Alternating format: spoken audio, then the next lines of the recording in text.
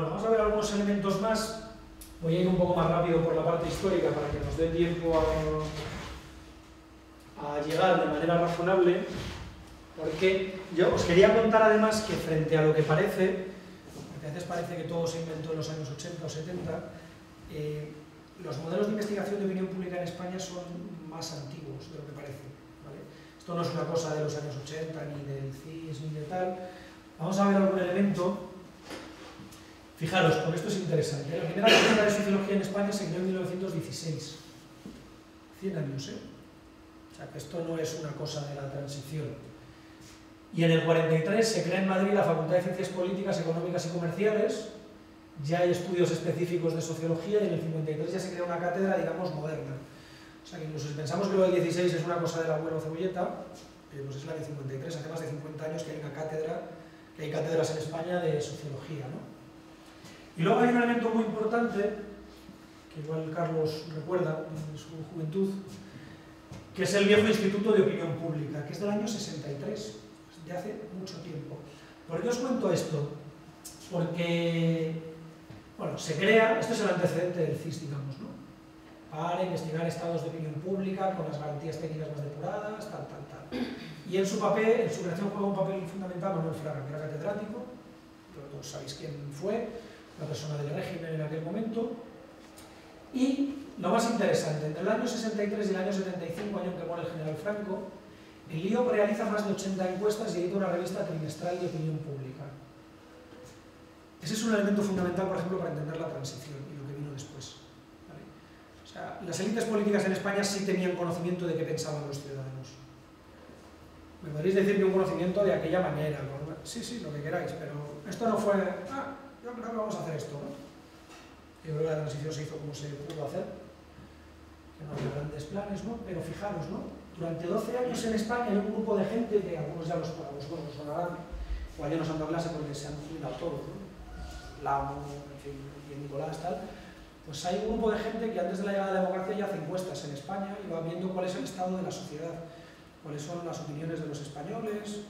Verdad que no se pregunta evidentemente por partidos políticos porque la dictadura no lo permitía, pero es verdad que se sabe, o no sé si la palabra es se sabe, ¿no? Pero se intuye y se escucha qué piensa la opinión pública española durante aquella época. O sea, digamos que cuando el dictador muere, las élites políticas tienen cierto conocimiento de qué opina la sociedad española, ¿eh? Todo entre comillas, cierto conocimiento, tal, pero bueno. Pero eso es así. Fijaros, Juan Díaz Nicolás es la persona que dirige la transformación del Instituto de Opinión Pública en el CIS, ¿no? Y él hizo una cosa muy interesante, y lo hizo bastante mejor que yo. Las encuestas de Lyon contribuyeron de manera muy eficaz a que la clase política dirigente tomara conciencia de que el franquismo no iba a sobrevivir a Franco y que los líderes de la oposición clandestina tomaran conciencia de que las nuevas clases medias urbanas no estaban en absoluto dispuestas a respaldar procesos revolucionarios o saltos al vacío. Poco a poco se fue abriendo paso a la opinión de que el futuro de España requería un acuerdo entre la derecha moderada y la izquierda moderada. Fijaros, ese tipo de estudios contribuyó a generar esa imagen, ¿no? Que ni la gente quería franquismo sin Franco, pero que las clases medias, o sea, el brutal proceso urbanizador que sufre España, ¿no? Entre los años 50 y 70. Transformación del campo a la ciudad, una sociedad secularizada, con gente que no quería saltos al vacío, ¿no? O sea, por eso os digo que en realidad esto es anterior a todo esto, y que en esto las encuestas juegan un papel muy relevante también, ¿no? Bueno, esto llega al CIS, aquí la verdad es que tampoco me meto mucho, pero bueno, aquí os pongo una encuesta del País en los años 70, equilibrio entre UCD y PSOE con ligera ventaja para los socialistas, etcétera, etcétera. Me interesa más esta parte, ¿no?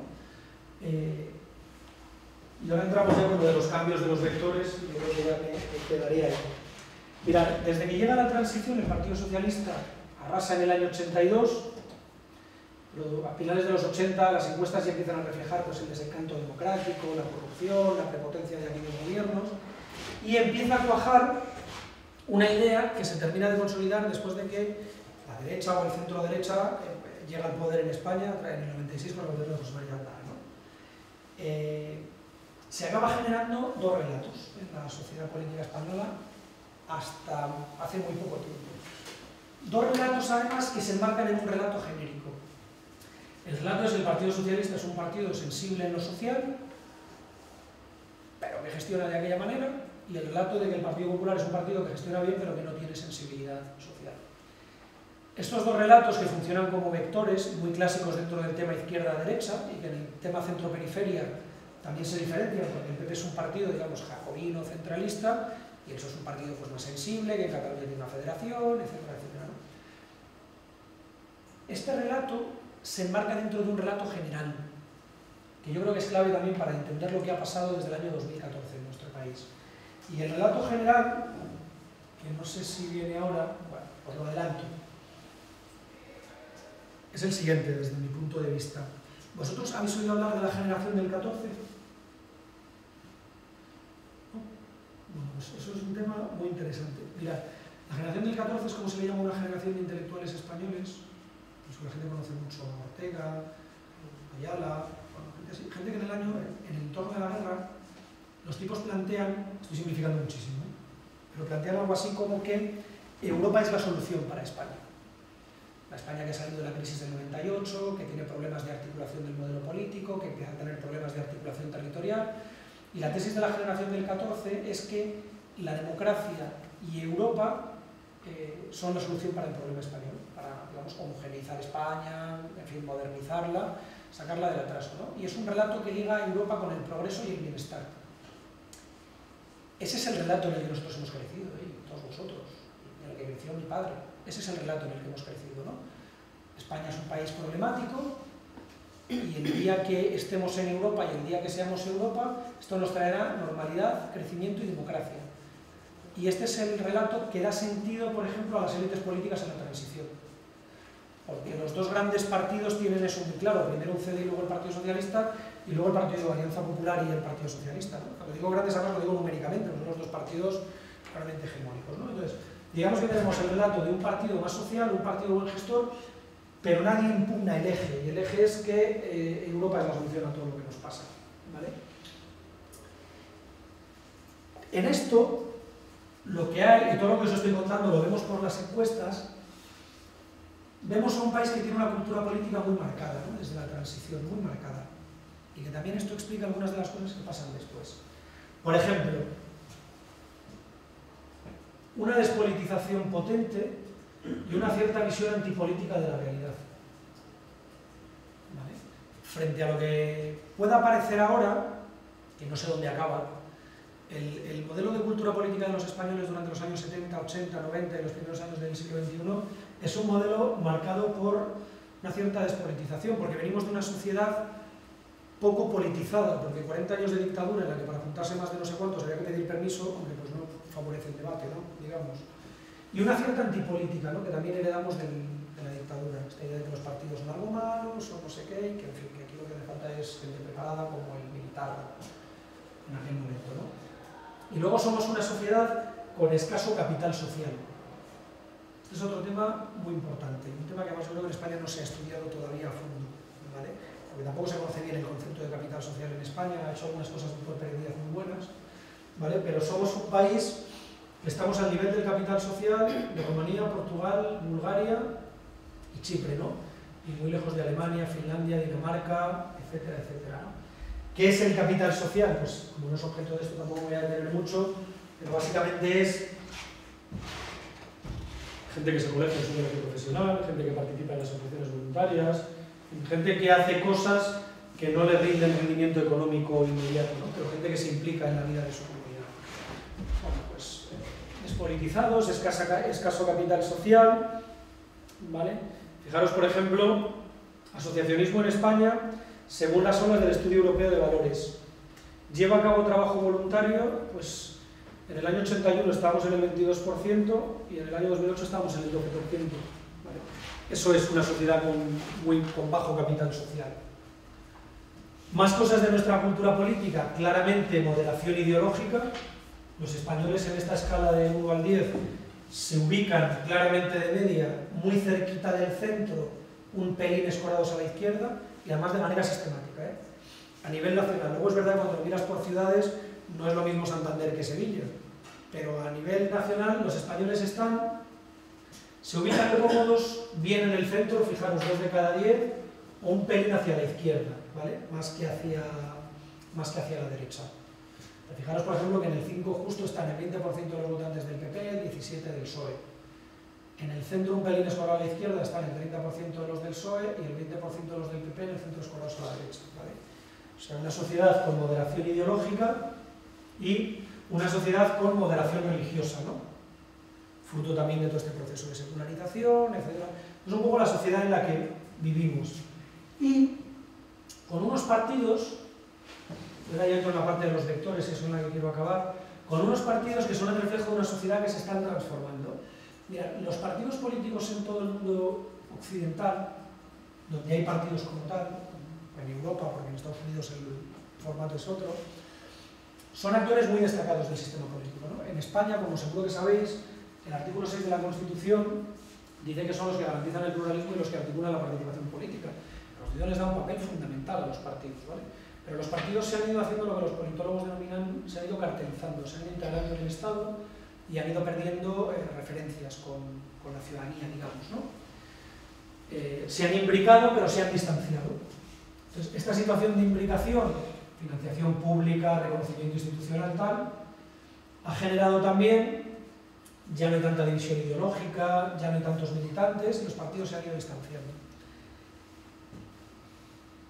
Estas cosas ocurren en un país como España en el año 2013, 2014, ¿vale? Pero, bueno, y además digo, ¿no?, que escasa tradición en España, esto se acentúa por el tema de la dictadura, bajos niveles de afiliación, los afiliados suelen ser cargos públicos, los dirigentes ejercen una agenda de disciplina, etcétera, etcétera, ¿no? Y los partidos además no tienen grandes incentivos para incrementar su militancia, ¿no? Que más da si al final la financiación viene por otro lado, etcétera, etcétera, ¿no? Pues fijaros, aquí ya me meto en lo de las rupturas, en lo de los vectores, porque creo que es que sin eso no nos explicamos los fenómenos de los nuevos partidos. Por eso quiero acabar con esta parte.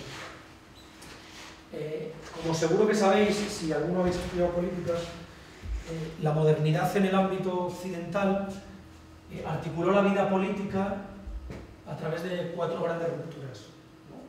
Digamos que el mundo premoderno es un mundo más homogéneo, es un mundo más rural, pero en el mundo moderno la vida política se articuló a través de 4 grandes rupturas. La ruptura entre el capital y el trabajo, que es la que acaba generando la izquierda y la derecha. La ruptura entre el centro y la periferia, pues, nacionalistas frente a centralistas. La ruptura entre el poder religioso y el poder civil. Y la ruptura entre el campo y la ciudad, que posiblemente además es la ruptura más antigua de la humanidad. Probablemente desde la época del Neolítico hay tensiones entre los que están en el ave y los que están en el salto, ¿no? Estas 4 rupturas son las que explican los partidos políticos y son las que explican la necesidad de elecciones para legitimar la toma del poder. Porque si la gente no tuviera diferencias aquí, aquí, aquí y aquí, probablemente nadie hubiera necesitado gobiernos ni parlamentos, ¿vale? Pero la modernidad del siglo básicamente XIX viene marcado por esto. ¿Qué es lo que ocurre? En España, 2 de estas rupturas nos quedan muy lejos hoy, ¿verdad? Entiendo, no os da la sensación, ¿no? Las 2 rupturas de abajo,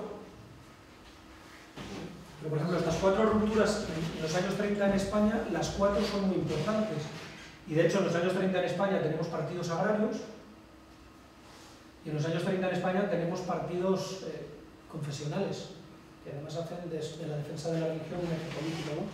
Es verdad que el largo proceso de urbanización y de migración en España disolvió estas 2 rupturas. Y en España no han tenido un papel relevante desde la transición. Lo que no significa que no haya problemas con el concordato, que no haya problemas con la gente que vive en el campo, tal, pero es verdad que en España no tendría mucho sentido un partido agrario. Ni tendría sentido un partido que fuera partido católico de defensa de la religión, ¿no? No tiene mucho sentido. Nuestras rupturas se articularon de esta manera, entre izquierda y derecha y entre centro y periferia. Entonces nosotros le preguntamos a la gente, esto es lo que os decía antes, ¿no? Y la gente se ubica básicamente en pelín escorados, y básicamente los jóvenes están más escorados hacia la izquierda y los mayores están un poco más escorados hacia la derecha. Lo cual, como decíamos ayer en tono de broma, tampoco debe llamarnos a engaño. La gente joven, la gente mayor no se muere nunca. ¿Sabes? Esta gente que piensa que los partidos tienen un problema porque sus votantes son mayores, no, la gente mayor no se muere jamás. porque los que ahora tienen 60, cuando se hayan muerto, los que ahora tienen 40 dentro de 20 tendrán 60. Y la trayectoria demuestra que la gente se suele hacer en este sentido más conservadora con los años, ¿no? Pero esta era la ruptura. Yo podría poner aquí otra ruptura, por ejemplo en Navarra, que fuera entre centro y periferia, entre identidad. Pero ¿usted cuánto se siente? Navarro, navarro vasco, vasco español, español navarro, etcétera, ¿no? Pero no tendría mucho sentido, ¿no?, que yo lo hiciera, porque ya no le interesa a la gente sobre el tema de la religión o sobre el tema de la... Bueno, pues en esa situación estamos en el año 2014. Os decía antes, por ejemplo, perdonad, es un poco un ejemplo, ¿no? Fijaros, no es lo mismo San Fernando de Henares, ciudad de tradición obrera en Madrid, y fijaros dónde se ubica la gente, que en Salamanca. En San Fernando el 34% de la gente se ubica en el centro izquierda y menos en el centro derecha. En Salamanca el 18% se ubica en el centro derecha. ¿Vale? Por ejemplo, el 50% de los votantes del PP de Salamanca se ubican en el centro derecha y esta cifra entre los votantes del PP baja hasta el 36%. Bueno, pues cosas que... O sea que luego España es un país muy complejo, ¿no?, y muy plural en ese sentido. Bueno, yo os lo metía por edad, pero en fin, bueno. La parte más interesante, el surgimiento de nuevos partidos y por lo tanto la repercusión que esto tiene en el mundo de las encuestas, hay que entender de dónde viene. Y viene desde nuestro punto de vista en que yo os decía que dos rupturas se resolvieron por sí mismas, que son la de la Iglesia y la del campo, y las otras dos eran las que marcaban la vida política probablemente pues hasta la crisis económica. Tampoco sé cuándo empieza, no sé si es en el año 7, en el año 6, en el año 8, en el año 9, pero todos sabemos que hay una gran crisis económica. Y esta crisis rompe una cosa fundamental. Rompe el relato de la generación del 14 en España. Rompe la idea de que Europa era crecimiento económico y Europa era más libertad. Y eso es lo que hay de fondo en todo lo que ha venido pasando después en la vida de los partidos en España. El relato fundacional está tocado. Por primera vez en 100 años, Europa no es crecimiento, libertad, viajes a París, secularización, libertad de prensa. Europa es además recortes, problemas, dominios de los banqueros, todo lo que le queráis añadir, ¿no? Y con independencia de que sea real o no, digo, pero ese es un poco el relato que se acaba marcando. Eso es lo que hay de fondo detrás de Ciudadanos y de Podemos, desde mi punto de vista. Al fondo, o sea, no digo que sea lo más inmediato, pero sin esa ruptura del relato, eso sería muy complicado que se hubiera producido. Y eso se rompe por la crisis. O sea, el factor que explica todo esto es la crisis económica. Y da la sensación de que estamos asistiendo a nuevas rupturas. Pero tampoco está muy claro, porque esto no está escrito en un sitio, ¿sabes? No hay... Aquí está la ruptura, la traigo, ¿no? Da la sensación de que se están consolidando nuevas rupturas en nuestro eje y esto cambia los partidos. Y claro, y va a cambiar los resultados electorales, ¿no? Parece que hay una ruptura que es lo viejo y lo nuevo. Pues parece que hay una ruptura de estas. Porque además tú lo vas mirando y empieza a haber un gap generacional potente entre los partidos, una cosa que no pasaba habitualmente. Habitualmente la gente o votaba al PSOE o votaba al PP, no diré que exactamente con independencia de su edad, pero bueno, no era un tema relevante. Y sin embargo ahora hay dos partidos emergentes que sí que disputan el voto joven y que tienen problemas en hacerse con el voto de las personas mayores. Y todo esto es muy complejo, porque quiero decir, eso nuevo viejo parece que se está solapando con una ruptura olvidada, que es la del campo-ciudad. En el mundo rural, la situación de los partidos tradicionales es mucho más sólida que en el mundo urbano. ¿Esto puede significar que esa ruptura vuelve? Puede ser. ¿O puede significar que la ruptura viejo-nuevo está ocupando viejas rupturas? Puede ser. Yo no lo sé, comparto mis dudas con vosotros, porque le hemos dado muchas vueltas a este tema, ¿no? Porque yo creo que cuando aparecen actores nuevos uno tiene que intentar entender de dónde vienen, no solo decir tienen el 12% o el 16%, ¿no? Pero, fijaros, de fondo, al menos en España, hay una tentación premoderna en estos nuevos relatos. La tentación de que el pueblo es una cosa homogénea, que no tiene divisiones y que siempre hay un enemigo, ¿no? Lo viejo, la casta, tal. Por eso también hay que ser cuidadoso analizando estos relatos. Porque si hay una cosa que nunca sustituiremos del mundo moderno hasta hoy, es la complejidad. Como decías antes, en la vida, esto no es A o B, nunca, nunca nada es A o B. Todo siempre es muy complejo, ¿no? Pero nos da la sensación de que estamos viendo nuevas rupturas, que no sabemos muy bien si van a consolidarse o no, que entran porque el relato fundacional está muy tocado, pero además entran con alguna, por llamarlo de alguna manera, por una tentación premoderna, ¿no? Os pongo aquí unas palabras de un navarro ilustre, al que leo mucho, hablando de esto hace tiempo en un periódico, ¿no? El eje izquierda y la derecha ha tenido una preponderancia exagerada y comienzan a hacerse visibles otros ejes, razones tecnológicas frente a razones democráticas, tecnocracia frente a populismo, lo nuevo, lo viejo. Estamos todos pensando en lo mismo. Estamos entrando en otros ejes probablemente. Probablemente los viejos ejes no sirven bien. Y probablemente como no sirven bien, los partidos que más se han identificado con ellos pueden tener problemas electorales. Por eso el Partido Popular obtiene un muy mal resultado en las elecciones del 20 de diciembre, y por eso el PSOE obtiene el peor resultado de su historia. Y por eso un partido que hace 4 años ni se presentó a las elecciones como era Ciudadanos porque no tenía, de repente se presenta con 40 diputados, ¿no? Y un partido que no existía en el año 2011, pues entre una cosa y otra se planta con 70, ¿no? Eso está relacionado con todo esto, con las nuevas rupturas. Y ya digo, y sobre todo me da la sensación de fondo con la ruptura del relato que nos ha mantenido a todos. La ficción, lo decíamos al principio, ¿no? Necesitamos relatos verosímiles, el relato verosímil que mantenía soldada la vida política española.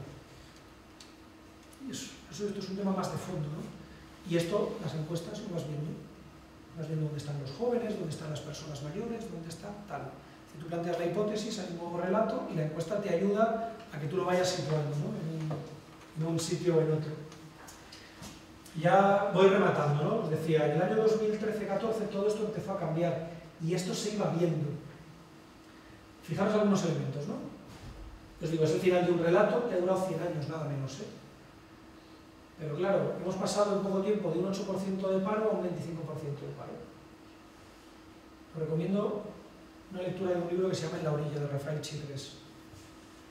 Es una novela tremenda, demoledora, pero que tiene varios monólogos del protagonista que yo creo que explican perfectamente qué es la crisis para alguien que la está viviendo en primera persona, ¿no? Incremento de la sensación de pobreza relativa, pues desde su precio máximo en el 7 hasta el 14, el precio de la vivienda quedó un 45%, ¿no? Todos estos son los elementos que contribuyen a que el relato caiga. Porque el relato también era Europa, universidad, educación, ¿no? En pocos años las tasas de las matrículas universitarias han subido un 40%. Sanidad va para un lado, etc., ¿no? Entonces todo esto ha acabado generando el que en algún momento las cosas empezaron a cambiar. Fijaros. Esto también es público, o sea que no lo digo por apuntarme un tanto que vosotros no podéis comprobar. En enero de 2014, cuando faltaban 5 o 6 meses para las elecciones europeas, nosotros hacíamos una pregunta que publicó El Mundo, que no me se la apunta de memoria, pero te hago así como: ¿usted cree que los partidos que hay están capacitados para sacar a España de la crisis o que hacen falta nuevos partidos? La pregunta pasó absolutamente desapercibida y la respuesta también. No me sé la cifra exacta, pero en torno a la mitad de los españoles decían que hacían falta nuevos partidos. 5 meses después irrumpe Podemos y un año después Ciudadanos está implantado en toda España. Quiero decir que es verdad que todo es complejo, es verdad que no hay relato, es verdad que tal, pero es verdad que las encuestas te dan pistas. Y si las escuchas, te cuentan cosas. Y a veces pasan desapercibidas, en fin, a veces pues tienes un problema en una elección concreta y tal, pero muchas de estas cosas solo somos capaces de seguirlas a través de las encuestas, porque la realidad social es muy dura, muy compleja, muy complicada, ¿no? de entender o de aprender. Me quedan algunas cosas, pero bueno, me gustaría que habláramos un poco. Son la 1:05, así que dejaría aquí, porque yo creo que lo más importante está contado, y sí que me gustaría que si tenéis dudas, comentarios, cosas que os hayan parecido un disparate, que os hayan parecido bien, bueno, podemos tener 5 o 10 minutos si os apetece comentar algo sobre el tema, para ver un poco vuestra opinión sobre el mundo de las encuestas, si esto es lo que más o menos vosotros pensabais, si tenéis una idea muy diferente del tema, ¿cómo lo veis? Tengo una duda sobre el que has comentado un poco, que el vector campo-ciudad parecía resurgir, ¿no? Y en esto enlazo en un análisis que hizo Ricardo, yo creo, después de lo siento, después de, porque yo justo tenía la sensación de lo contrario. En un análisis que hizo Ricardo de resultados electorales después de las últimas autonómicas, claro, estamos hablando de los resultados, no encuesta, se veía que el aumento, bueno, el aumento y la aparición de Podemos y tal había sido, en términos porcentuales, similar en las zonas urbanas en Navarra y en las rurales. Había alguna diferencia, pero no eran significativas.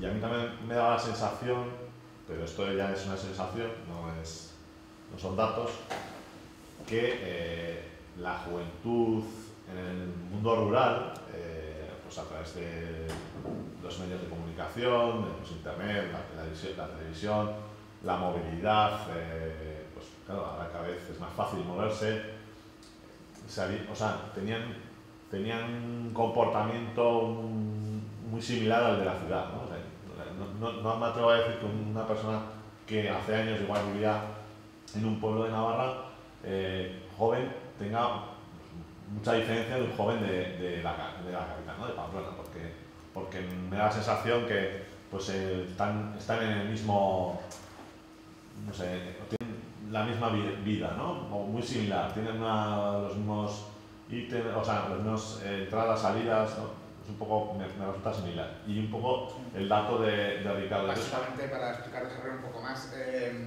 considerando varias variables de diferencias de comportamiento electoral según el tema espacial, había datos muy interesantes en el sentido de que había más influencia por la edad, espacios envejecidos o espacios, por ejemplo, feminizados o masculinizados, de repente, de las trayectorias laborales, más que en sí la variable del espacio, ¿no?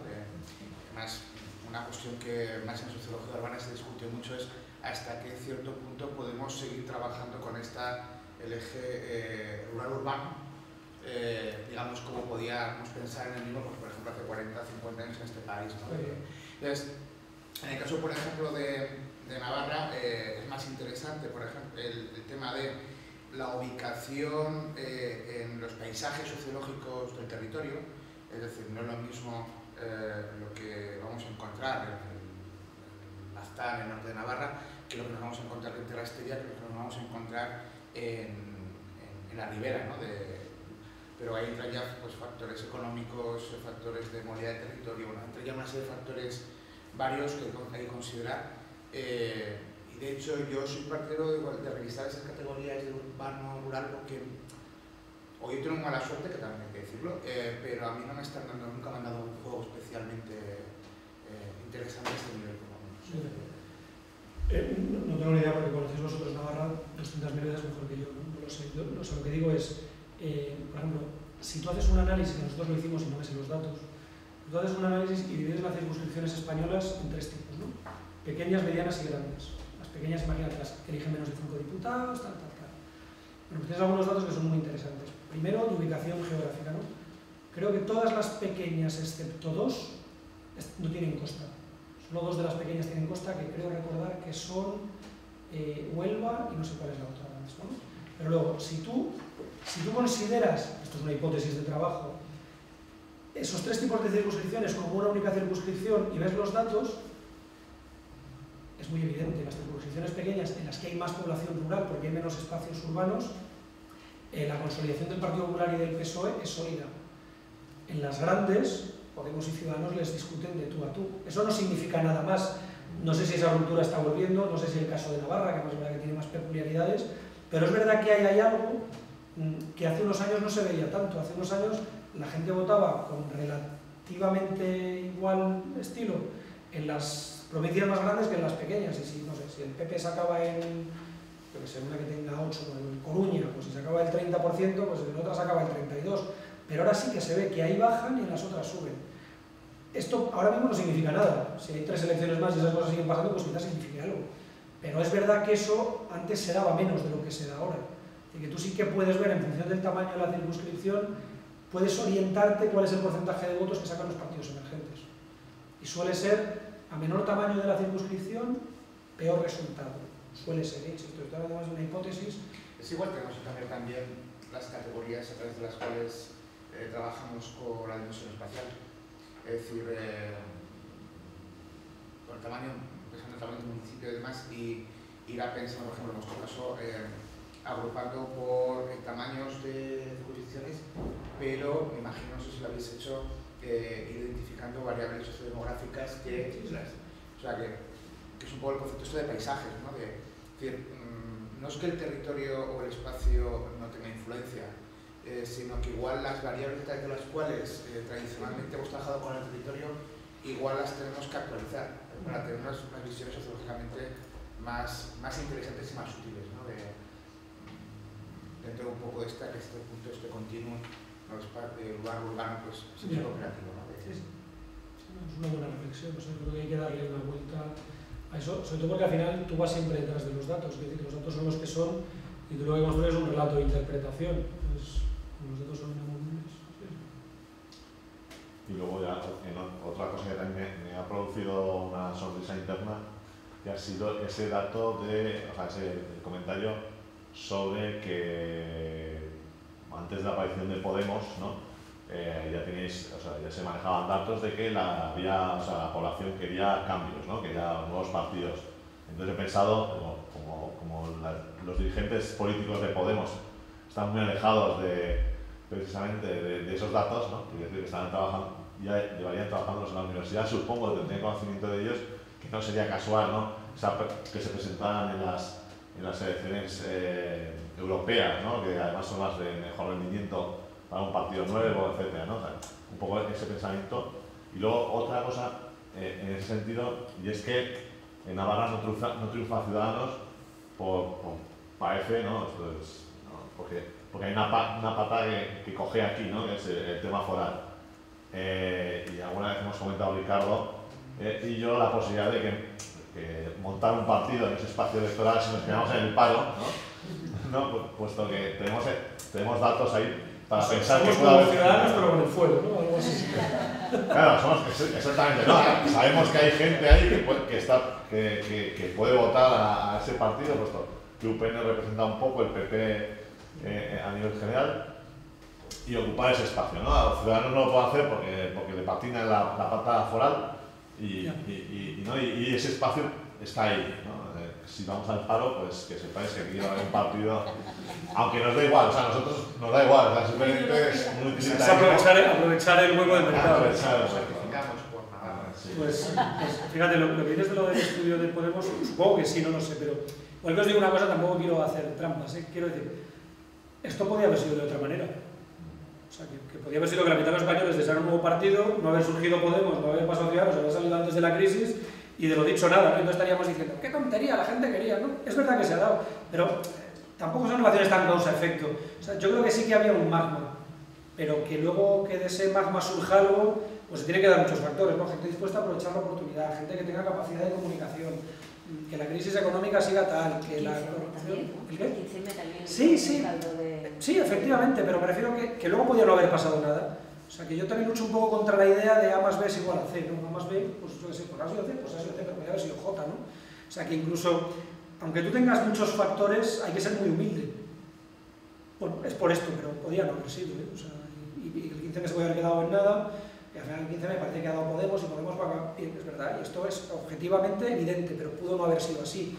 Igual que casi todo puede no haber sido así. ¿Sabes? ¿Qué hubiera sido de la democracia española, por ejemplo, si ETA mata a José María Aznar en el año 95? Pues otra cosa, no sabemos bien el qué, pero hubiera sido otra cosa, ¿no? ¿Qué hubiera sido si triunfa el golpe militar del 81? No sé. ¿Qué hubiera sido si cuando UCD se desmembra en Navarra en vez de estar la UPN? Pues no lo sabemos. Si Hitler se muere y la atropellan. Sí, efectivamente. O sea que por eso hay que tener cuidado también con los relatos demasiado elaborados, ¿no? Como pasó esto y la encuesta decía esto, claramente iba a pasar esto. Bueno.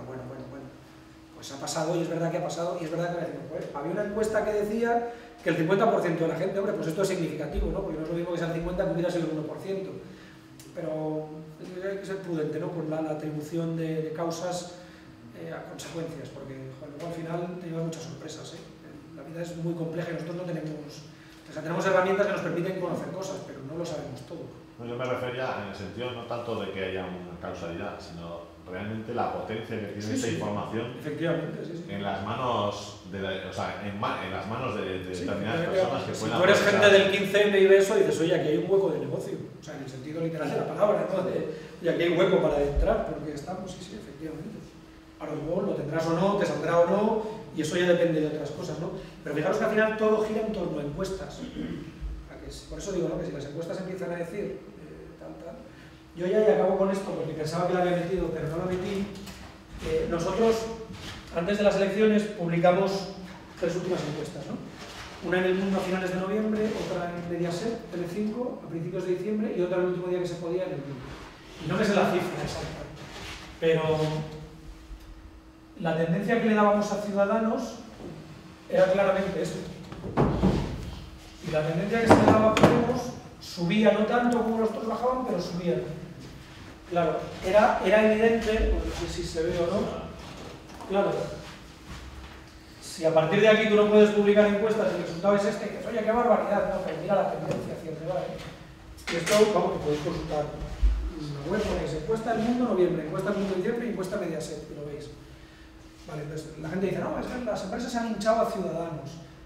No sé qué han hecho las demás y no tengo ningún motivo para sospechar de ellas, yo sé lo que ha hecho la mía. Tú no hinchas a nadie. Es que si te sale que Ciudadanos tiene un 22%, ¿qué vas a decir? No, voy a poner un 14% porque es que la gente va a pensar que lo estoy hinchando. No, y de repente Ciudadanos empieza a deshincharse. Y entra en la campaña y se va deshinchando. ¿Y esto es por algo? Pues no tengo ni idea, será por miles de cosas, yo no las conozco. Y Podemos sube poco a poco de una situación de bajada. ¿Por qué sube? No tengo ni idea. Pues sube. Pues, ¿esto significa que las encuestas son malas? No. La tendencia estaba muy marcada. Tú ves los 3 últimos datos que nosotros le damos a Podemos y dices, acaba donde acaba. Y a Ciudadanos es verdad que baja más de lo que marcaba la tendencia, pero porque insisto, es que esto no está escrito en ningún sitio. La gente vota. Ahora, si tú vas mirando la tendencia de la encuesta, dices, el PP gana, Podemos se va a acabar pegando con él sobre el segundo puesto y Ciudadanos queda cuarto. O sea, yo creo que cualquiera que hubiera seguido las últimas encuestas podría haber dicho eso. Sin apostarte la vida tampoco, O sea, una comida, quiero decir que tampoco, o sea, estas cosas luego la gente vota y ya está, ¿no? Pero dices, yo creo que eso va a quedar así, y así quedó más o menos. Una cosa así muy pasada, dentro de las diferentes observamente de posibles vectores que nos ayuden un poco a no solamente a dar los relatos, sino también a construir buenas herramientas de recogida de información. Me ha llamado la atención, y así para sugerencia, yo lo lanzo, que no haya ningún aspecto vinculado a los discursos relacionados con el estado de bienestar en relación a digamos, la responsabilidad, ¿no? Si es el Estado o el individuo. Yo creo que sí que hay 2 espacios, Ciudadanos y Podemos, que al final son todos estos diferentes, y vinculado con eso es la idea del discurso individualista frente a una tesis más de carácter comunitario, no sé muy bien cómo articularlo, ¿no? Que creo que también de alguna otra manera pueden estar configurándose y creo que igual habría que o bien utilizando. Es que además me acuerdo que en la encuesta de valores se suele utilizar una pregunta sobre aspectos, pues el Estado debe proteger, el Estado debe proteger, y podría ser interesante en algunas de estas encuestas políticas cruzar con esta pregunta que utilizan en la encuesta mundial de valores, que está muy interesada, y analizar en profundidad para ver si... cruzarlo con recuerdo del voto, por ejemplo. Exactamente. Para ver, porque sí que ahí aparecen referencias a uno de los vectores clásicos, pero ver hasta qué cierto punto, bueno, hay rupturas, o por lo menos desde un punto de vista cuantitativo ya podemos empezar a medir algunas modificaciones por unos en ese ámbito.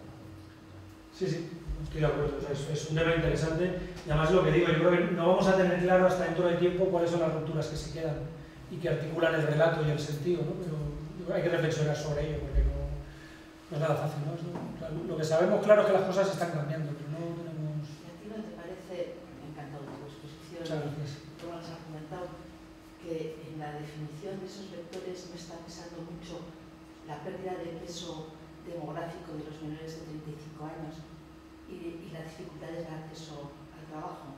En esos nuevo-viejo, en ese vector nuevo-viejo, yo creo que el peso de nuestras generaciones está teniendo un impacto enorme por el peso demográfico, del boom demográfico, y ahora los menores de 35 años con un peso significativamente menor y encima con peor acceso al mercado de trabajo, que es donde más se nota ese. Claro, pero la clave es el encima.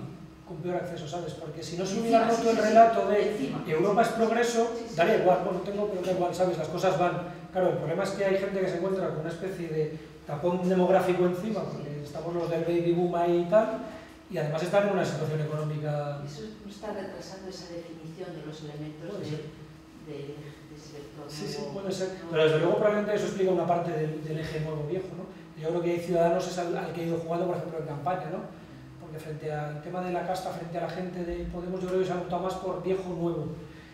No tengo ni idea de cuál se va a quedar, no, ni idea, pero además yo creo que esto no es una decisión consciente de nadie, o sea, no hay nadie que diga en una universidad, va a ser este. No, esto se irá haciendo a través de decenas de miles de interacciones a diario durante los próximos meses. Entonces habrá un momento en el que la gente, igual que en los años 30 decía, es intolerable lo de la ciudad y no se respetan las tradiciones de Zamora, y ahora ya eso da igual, pues entonces la gente dirá que lo de los viejos es intolerable, los jóvenes tal, y entonces del partido de los jóvenes. No lo sé. Oye, yo creo que no lo sabe nadie. Lo único que vamos a hacer es estar atentos, ¿no? A preguntar, escuchar e intentar encontrar ahí. Pero... Igual por eso se llama nuevo viejo, porque está tan indefinido. Sí. Aún no se saben los nombres de los próximos vectores. Claro, o sea, pensar que las 4 rupturas de Rocan no se verbalizan en el siglo XIX, se verbalizan mucho tiempo después y mirando hacia atrás. Oye, mirando hacia atrás ahora vemos que las rupturas que explicaron esto fueron centro-periferia, campo-ciudad, tal. Entonces, yo creo que es muy complicado que nosotros seamos capaces de verlo ahora. No lo sé, igual dentro de 40 años alguien dice, no, claramente en España en el año 2016 se estaba viendo no sé qué. Y además, como son los científicos sociales, no dirán, esto se veía claramente, luego la gente no se dio cuenta, ¿no? Pues no se da cuenta ninguno, porque, por eso digo, que es un poco humilde, ¿no? No sé, yo creo que algo está cambiando ahí y que vamos hacia vectores diferentes, pero o sea, no me apostaría demasiado, o sea, no tengo una comida, pero no me apostaría mucho más, porque en realidad, o sea, creo que también hay que entender que es mucho lo que no sabemos, muchísimo. Que sin encuestas estaríamos perdidísimos, pero que incluso con encuestas es mucho lo que no somos capaces de procesar, ¿no? Y nosotros ir a las máquinas, pero ¿qué variables son? ¿Cuánto deben pesar? Tal. Un tema muy complicado. Pues digo que os va a dar casi más dudas y más desesperanza, ¿no? Que hablando de respuestas. O sea, Yo tenía una pregunta muy breve y muy directa. Por lo que has comentado un poco, parece que se explica por qué hay tantos movimientos en el último debate, buscando caladeros nuevos, nuevos pactos, y sin embargo el PP está inmovilista. No sé si es que acepta el dato que dabas tú ahí de que efectivamente no tiene más y no tiene caladero posible, o Mariano Rajoy, con la historia de Michavila, que sabemos que tiene mucha historia, ha descubierto que hay un caladero de cínicos, y entonces es ahí donde puede captar el discurso que tuvo, porque aparte de jugar con lo cínico, absolutamente nada más, ¿no? Entonces, ¿cómo se explica esa actitud de impasse total, no? No tengo ni idea, no sé. O sea, a mí también me sorprende, pero no lo sé. Supongo que también tendrá su estrategia y tendrá su tal. Yo creo que sí se ha visto muy claro que Ciudadanos dónde quiere ubicarse, creo que se ha visto claro dónde se quiere ubicar el PSOE, creo que se ve claro que además Podemos quiere ubicarse frente al PSOE y tal. Es verdad que la postura del particular no sé exactamente cuál es, además no lo digo en sentido peyorativo, no tengo ni idea, no sé. Yo creo que han estado jugando un poco voy a esperar a que Sánchez fracase, y quizá a partir del lunes la situación sea otra, ¿no? Porque yo creo que los análisis un poco profundos que intentamos hacer, sean más o menos brillantes, casan mal con el día a día y con tener que estar a las 5 en las Cortes haciendo un discurso tal. O sea, que yo creo que nos movemos en lógicas diferentes, ¿no? Yo creo que la táctica va por un lado, y yo ahí entiendo que cada partido tiene las suyas, entiendo que el PP tiene la suya, pues tiene buenos asesores, o sea que no tal. Pero yo creo que esto desborda la carrera de San Jerónimo el viernes a las 7 de la tarde con un candidato diciendo tal, ¿no? Yo creo que esto es un tema de más largo plazo. Yo estoy convencido de que esta reflexión similar se la están haciendo los 4 partidos, ¿eh? ¿Dónde vas? ¿Con quién tienes que ser agresivo? ¿Con quién tienes que tener guante de seda? ¿Cómo entras? ¿Cómo sales? ¿Cómo generas tu relato nuevo? Porque el relato ya no es izquierda-derecha, sino nuevo viejo, casta gente y tal. Estoy seguro que están ahí, pero no tengo ni idea de cuáles son las tácticas, ¿sabes? Me parecen bien todas, que haga las que le parezca y que, oye, pues el que le vaya bien, enhorabuena, y el que le vaya mal, pues que se lo piense mejor para otra vez, ¿no? Eso también es su responsabilidad y no la de la gente que lo analizamos, digamos, desde fuera. El estudio que has mencionado de la Fundación Caixa está publicado. No, de la Fundación Transforma, el de la Caixa, sí, se presentó en Madrid hace, yo creo que 2 semanas o así, o sea, yo creo que se llama Migración Intercultural o algo así, o Territorios de Alta Diversidad. yo creo que debe estar en la web o tal, y está, es un estudio muy potente. Nosotros hicimos el campo y unos antropólogos de la Autónoma de Madrid hicieron luego el análisis, las que están ahí, yo creo que 40 territorios de alta diversidad, no recuerdo ahora si alguno en Navarra, creo que había varios en Madrid, en Sevilla, en Baracaldo había en el País Vasco, pero está muy bien, además es un rollo en el que han participado digamos los ayuntamientos, tal, o sea, ha sido muy colaborativo y pues también una información bárbara sobre cómo está tu territorio de alta diversidad, digamos. Bueno, igual lo dejamos aquí. Gracias a Manuel por la charla. Bueno, gracias.